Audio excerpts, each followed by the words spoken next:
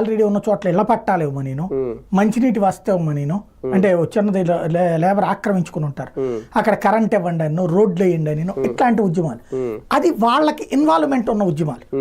ఇప్పుడు ఈ సంక్షేమ ప్రభుత్వాలు అయిపోయి ప్రభుత్వాలే అడిగిన అడగకపోయినా పెన్షన్ ఇచ్చేసినాయి, ప్రభుత్వాలే అడిగిన అడగకపోయినా స్థలాలు ఇచ్చేసినాయి, ఇళ్ళు ఇస్తున్నారు, ప్రభుత్వాలే అడిగిన అడగకపోయినా బియ్యం ఇచ్చేస్తున్నారు, రేషన్ కార్డులు ఇచ్చేస్తున్నారు, అవసరానికి మించి ఉన్నారు. ఇంకా అవి తీసుకునేవాడు ఇవాళ ఉద్యమం చేయడానికి ఎందుకు వస్తాడు? అదే కదా, అవి ఆల్రెడీ అది అలవాటు పడిపోయారు పేదలు, ఇంకెందుకు వస్తారు? ఇప్పుడు కరెంట్ ఉంది, కరెంటు సమస్య ఎవరిది? పేదలకి చాలా తక్కువ ప్రభావం ఉంటుంది.